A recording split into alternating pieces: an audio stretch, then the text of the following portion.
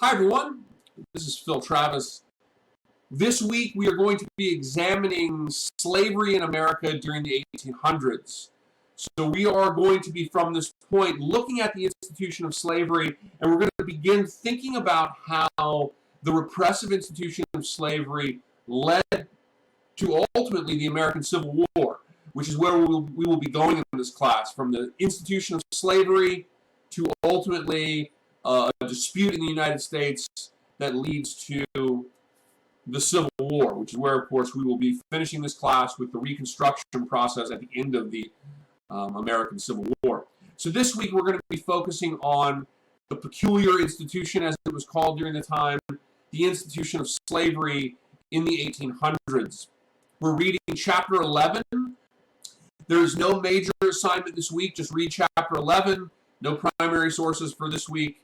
Just read Chapter 11 and participate in the discussion forum. I want to kind of, give us a lighter week. So this week, just one chapter to read, participate in the discussion forum. I will get your grades all caught up and so forth. And we can start this new test section by thinking about how the institution of slavery existed, how it functioned, and how it became increasingly more entrenched in the southern United States, and how that ultimately created a situation that eventually led to the American Civil War.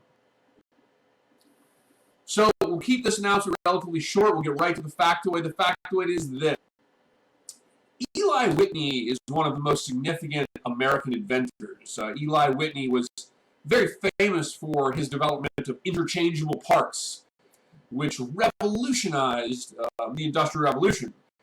Eli Whitney developed interchangeable parts, particularly so that he could convince the Army to purchase muskets that were made of interchangeable parts. And so he built all of these muskets from interchangeable parts. He went to the Army, did a demonstration, showed that these muskets could all be taken apart and put back together.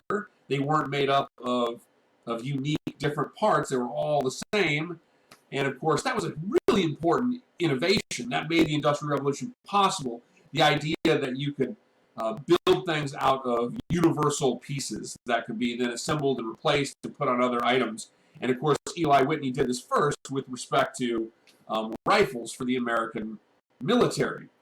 However, Eli Whitney was also very significant for an innovation that had a very significant role to play when it came to the institution of slavery and when it came to the development of the American Civil War.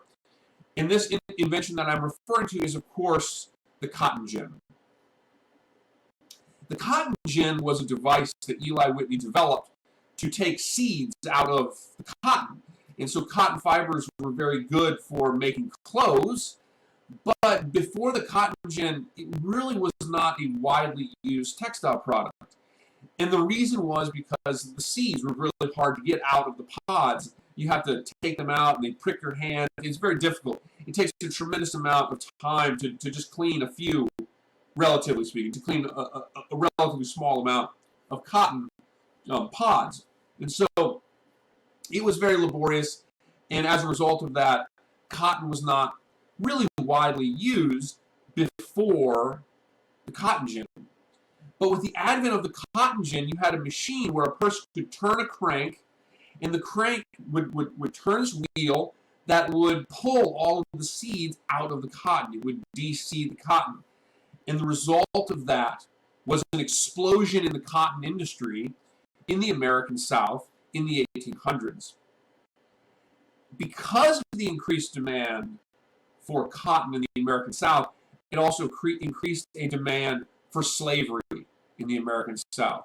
So with the innovation of the cotton gin, you also saw an explosion, really, of the use of slavery on deep South cotton plantations.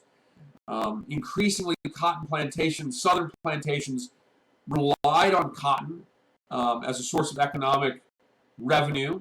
It sold a tremendous amount of cotton to the northeast of the United States, as well as international powers like the United States.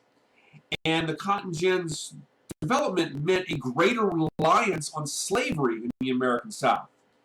And the ramifications for this invention were really really multifold. In one respect, it created a booming economy for slave owners, plantation owners in the Deep South.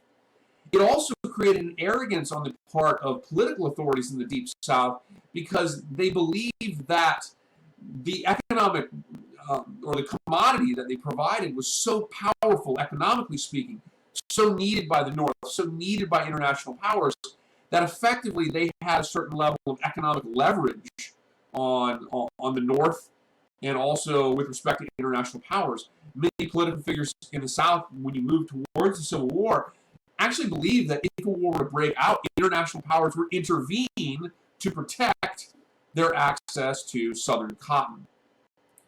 So it produced a sort of arrogance on the part of plantation owners in the South because of the power of the cotton trade and the economic profit produced by it. It also produced an entrenchment of slavery in the South. Slavery became more deeply embedded in the South.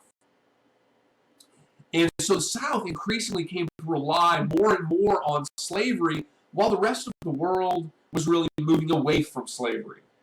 And so as movements like the Free Soil movement began to become more predominant in places like the North, in which individuals believed that all individuals should be able to work for a wage, and they saw slavery as undermining the right of an individual to work for a wage, this was like the new wave of the future in terms of the Industrial Revolution in the world. But the South had sort of fallen behind due to its reliance on slavery and really the cotton manufacturing industry through slavery.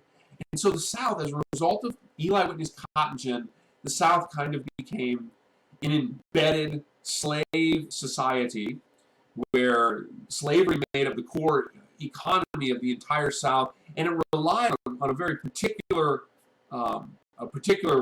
commodity for its economic viability, particularly in the Deep South. And so it is Eli Whitney's cotton gin that really produces an expansion of a reliance on slavery in the South, even as the rest of the world was moving away from slavery. Eli Whitney's cotton gin created a level of arrogance amongst political leaders in the South because of the economic power, and it created a greater reliance on slavery. And in that sense, Eli Whitney's cotton gin was a really key development in the lead up to the American Civil War.